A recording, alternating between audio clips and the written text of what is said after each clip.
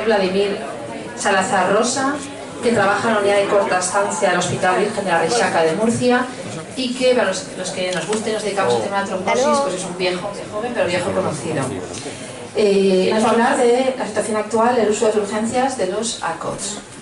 A continuación, Carmen Gargallo, que aquí pone PSET pero ahora está en la FE, de resultado de estudios de vida real en ACOTs, y acabaremos con Dani, que Daniel Sánchez Díaz Candel es médico de urgencia de Pilar de la Ribera, con el manejo de la hemorragia por ACOTs y antídotos también del servicio de urgencias. Cuando queráis.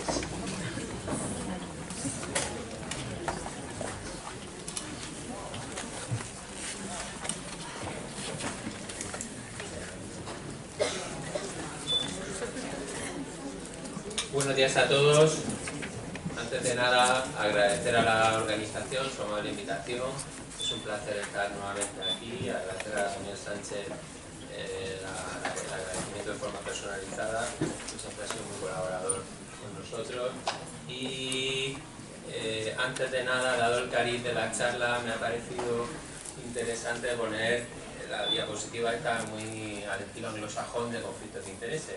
No os preocupéis, no vamos a hablar del artículo 155 de la Constitución tan de moda en el último año, sino que vamos a hablar de los anticoagulantes de acción directa en urgencias.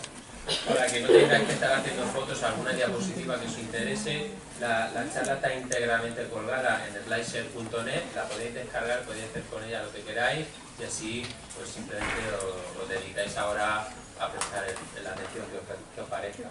Cuando hablamos de ACOT en urgencias, hablamos de dos enfermedades clásicamente, de fibrilación auricular no valvular y de trombosis venosa profunda y embolia de pulmón. Y cuando hablamos de ACOT en urgencias, hablamos de dos cosas, de indicación y de hemorragias. De hemorragias ya el doctor Sánchez nos va a hablar posteriormente, por lo tanto nos vamos a centrar en indicación. Y cuando hablamos de indicación, fibrilación auricular de ACOT, hablamos de la profilaxis, del ictus y del embolismo sistémico y de la cardioversión. Y cuando hablamos de indicación en enfermedad tromboembólica, hablamos principalmente del tratamiento de la trombosis venosa profunda y la embolia de pulmón. En este escenario de la anticoagulación, siempre hemos estado buscando el Oscar al anticoagulante ideal, que era que fuese eficaz, seguro, cómodo y barato.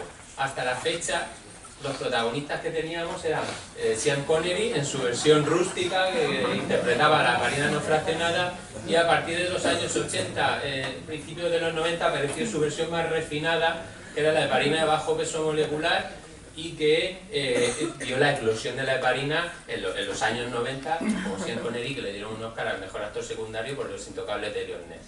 Como segundo protagonista teníamos a Clint Eastwood, que interpreta a los antivitaminas K y que ahora a la vejez viruela, cuando hemos intentado jubilarlo, es cuando le han dado todos los premios. Lo mismo ha pasado con el Sintrón. Llevamos 50 años renegando del Sintrón y ahora que tenemos el sustituto ya nos parece maravilloso hacer controles, que tenga antídotos, en fin. En los últimos años aparecieron unos actores jóvenes que yo bauticé como los Gatranes y los Sabanes y que ya ha dado tiempo de que madurara un poquillo en estos años, algunos con un perfil más parecido a Macaulay Culkin y otros como Daniel Radcliffe. En fin, una vez dicho esto, resulta claro, es que desde el primer ensayo clínico pivotal que se publicó, que fue el RELAY en el 2009, al último gran ensayo clínico pivotal, que fue el Hokusai, ya han pasado unos años, es decir, que el último ya fue del 2013. Esto ha dado tiempo a que ya tengamos todo tipo de estudios y nos ha dado tiempo a tener metaanálisis. Los metaanálisis de la fibrilación auricular que nos mostraron un 19% de reducción de ictus y de embolia sistémica, un 52% de reducción de hemorragia intracraneal, un 14% de reducción de hemorragia mayor y a expensas de un 25% de incremento de hemorragia gastrointestinal. Cuando a esto le sumamos todos los ensayos clínicos, los de fibrilación auricular y la embolia de pulmón, es decir, los 12 grandes ensayos clínicos pivotales, el metaanálisis nos da que hubo un 28% de reducción de hemorragia grave, un 47% de reducción de hemorragia mortal y un 57% de reducción de hemorragia intracerebral. Bueno, es que ha pasado ya tanto tiempo que es que no ha dado tiempo a tener datos de vida real, que luego Carmen nos va a enseñar seguro con más detalle, pero en resumen es que los datos de vida real apoyan los datos de los grandes ensayos clínicos. Pero, ¿tiene un pero? Pues claro que tiene un pero. El pero principal es que se intentó dar estos fármacos a las prótesis valvulares mecánicas y ahí pincharon y por tanto tenemos que tener clara la indicación a día de hoy que es que no se puede dar en prótesis metálicas y no se puede dar en estenosis mitral moderada severa. ¿Qué nos dicen a raíz de esos datos las guías clínicas? Las guías clínicas de fibrilación auricular, que sobre todo son las europeas de cardiología, ya lo tienen como grado de evidencia 1A. Se debería implementar los anticoagulantes de acción directa antes que las antivitaminas. En el caso de la trombosis venosa y la embolia de pulmón, la guía CHEST no es tan clara y lo pone con un grado de evidencia 2B, pero la guía europea de cardiología, cuando habla de la embolia de pulmón, ya pone un grado de evidencia 1B. Por lo tanto, tanto en fibrilación auricular no valvular como enfermedad tromboembólica venosa, parece claro que las guías nos dicen que hay que utilizar los anticoagulantes de acción directa antes que nuestro famoso Sintrom. Estas son las dosis simplemente para que os acordéis que algunos anticoagulantes de enfermedad tromboembólica precisan la heparina y otros una dosis doble o mayor o superior del anticoagulante de acción directa. ¿Y cuál es el problema principal que tenemos en la trombosis y la embolia de pulmón? Porque está aprobada su indicación, pero no está aprobada la financiación. Y esto es así desde el 2011. En el 2011 se aprobó la indicación de trombosis y embolia de pulmón y desde entonces decían que se iban a poner de acuerdo en el precio. Ya han pasado casi 8 años y seguimos en la misma situación. Y esto ha generado que en el manejo de la trombosis y de la embolia de pulmón ahora mismo estemos a la cola de Europa y estemos además haciendo un sesgo de poder adquisitivo entre pacientes que se pueden pagar el anticoagulante de acción directa y el que no. Otro escenario donde claramente parece lógico que el anticoagulante de acción directa tiene muchas ventajas respecto a la antivitamina K es la cardioversión. Antiguamente era, pues vamos a programar la cardioversión, que le vamos a dar la heparina, el Sintrom, que esté en rango, vamos a ver si ha cumplido las 4 semanas en rango y parece más cómodo, le da su pastilla y pasan las 3 o 4 semanas y se programa la cardioversión. Esto ha hecho que como empezaron a analizar los datos de los primeros ensayos clínicos, vieron que la cardioversión era bastante efectivo, pues ya cada molécula sacó su ensayo clínico de cardioversión. Y entonces ha hecho que las guías nuevamente postulen, y estas son muy recientes, son de este año, ya postulan que los anticoagulantes de acción directa deben ser el tratamiento para programar la cardioversión. Y volvemos a la diapositiva del comienzo. ¿Por qué quiero traer aquí la Constitución? Bueno, pues porque el domingo pasado nos examinamos de la OPE y entonces nos obligaron a estudiar la Constitución y todo este tema y entonces yo me he vuelto muy sensible con esto. Y entonces que resulta, este es un artículo del País del 2009 con la aparición del David Gacran donde decía un fármaco más eficaz para el corazón va a sustituir el Sintrom. O sea, decía que era la acabose, que el Sintrom ya iba a dejar de fabricarse. A día de hoy, el mismo periódico pone más de 120.000 personas no reciben los anticoagulantes que necesitan.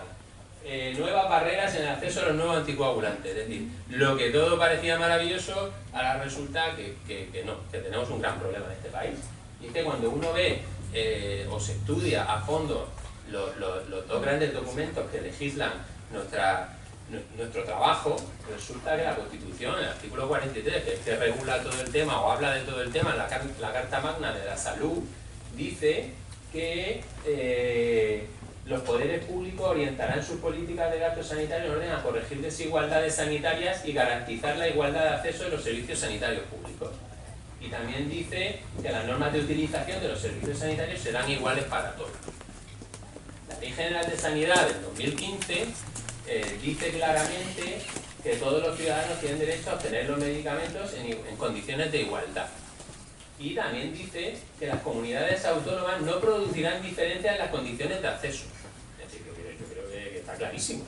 Como lo explica tanto la Constitución como la Ley General de Sanidad, creo que lo deja muy claro. ¿Y qué es lo que ocurre? Bueno, pues que el Ministerio de Sanidad publica el informe de posicionamiento terapéutico de los ACOS y dice, este es el documento, que los pacientes que no toman Sintrom, pues se le puede poner el ACO si hay alergia o si hay antecedentes de hemorragia intracraneal o riesgo, un ictus isquémico con alto riesgo de hemorragia intracraneal, y si ya lo toman, el Sintrom te dice que se puede cambiar, pues si no está en rango terapéutico más del 60%, si ha tenido un ictus a pesar del Sintrom, si ha tenido una hemorragia con el Sintrom, o que no se puede hacer controles de INR. Esto hablamos de fibrilación auricular, no valvular. Pues esta es la realidad de nuestro país. La realidad de nuestro país es que hay grandes diferencias entre comunidades autónomas, por ejemplo, en la prescripción de atención primaria y urgencias. En rojo veis las comunidades que no y en verde que sí. La realidad es que este cuadro trae todas las características según las distintas comunidades autónomas y vemos que, por ejemplo, Cataluña y Madrid son súper restrictivas a la hora de permitir la prescripción. Es decir, hay unas comunidades autónomas que tienen unas normas y otras comunidades que tienen otras totalmente diferentes en función de lo que le ha parecido a la Consejería Regional en ese momento. ¿Y cuál es la realidad de cómo estamos en España? Como estamos en España es que se calculan más de 800.000 pacientes anticoagulados en nuestro país, lo que supone el 2% de la población de España está anticoagulada, y cuando hablamos por patología vemos que el 55% por fibrilación auricular, el 16% por embolia de pulmón o trombosis venosa profunda y un 23% por prótesis valvular o valvulopatía. Esta es la situación de la prescripción de ACOS en España y en Europa. Veis que por comunidades autónomas, pues mi región está en un 25%, la Comunidad Valenciana en un 24%, Madrid 17%, 38% veis el País Vasco, Cantabria, es decir. Y en Europa, que esto es lo más preocupante, estamos a la cola claramente de Europa, es decir, estamos al nivel España 23%, Finlandia 22% y Holanda 17%. El resto, jamás vamos a llegar al 64% de Alemania. Así que estamos a la cola de prescripción y si os acordáis, y os lo enseño después en la diapositiva, y antes un dato que esto se publicó por la Sociedad Española de Cardiología en el 2013, resulta que en España solo el 65% de los pacientes que deberían estar anticoagulados y no tienen contraindicación para ello, lo están. Es decir, hay un tercio de pacientes que tenemos por ahí sin anticoagular, sin existir ninguna contraindicación. La mayoría de los pacientes, ese tercio, lo tenemos con antiagregantes. ¿Por qué? ¿Por qué? Ya se ha pasado de moda esta diapositiva. ¿Por qué? Pues claramente, ya lo decía Quevedo, poderoso caballero don dinero. Cuando hacemos los cálculos, pues el Sintrom vale 12 céntimos al día, he redondeado, los ACOS salen a 3 euros al día y os hago la cuenta de la vieja. Hay 2,88 euros de diferencia, 500.000 personas anticoaguladas en España. Si yo decidiera mañana darle a todos ACOS, os voy a sacar las cuentas. De hecho, la calculadora del otro día. 1.400.000 euros al día habría que poner encima de la mesa, en pesetas, para los que son tan viejos como yo, pues son 240 millones de pesetas al día, y al mes son 43 mil millones de son 43 millones de euros que me dio. Yo me manejo en pesetas, os lo digo. Que son 7.000 millones de pesetas, eso sí lo controlo bien. 7.000 millones de pesetas al mes habría que poner encima de la mesa, pues claro. Ningún político quiere que sea el malo de la película.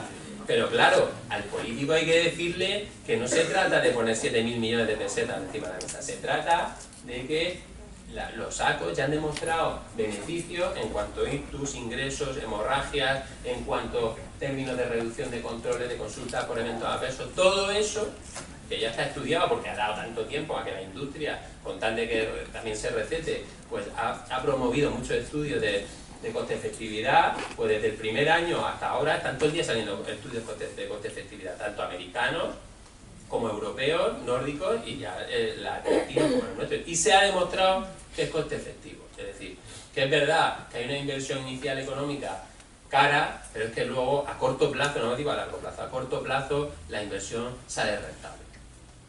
Y ya para acabar la última reflexión que os dejo aquí, resulta que el Sintrom vale 12 céntimos al día, el ACOS vale 3 euros y por eso no lo puedo poner, pero en cambio puedo dejar anticoagulados con heparina a quien me dé la gana y cuanto tiempo me quiera, que sale entre 7 y 21 euros al día, muchísimo más caro.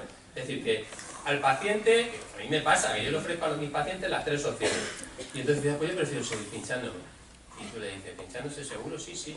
Si tira un año pinchándose alegremente, eso es un pastón.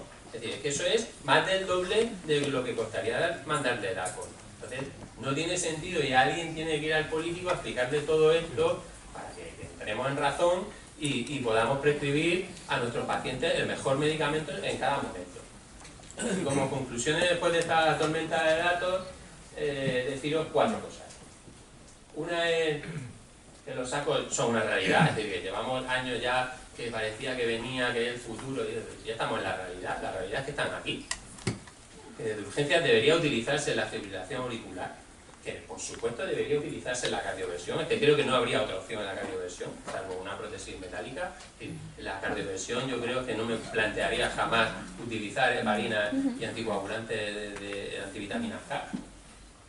Se debería utilizar la enfermedad tromboembólica, trombosis venosa profunda y embolia de pulmón, pero por desgracia a día de hoy no están financiados para la enfermedad tromboembólica, y hay una desigualdad claramente entre comunidades autónomas en cuanto al poder prescribir alegremente estos fármacos.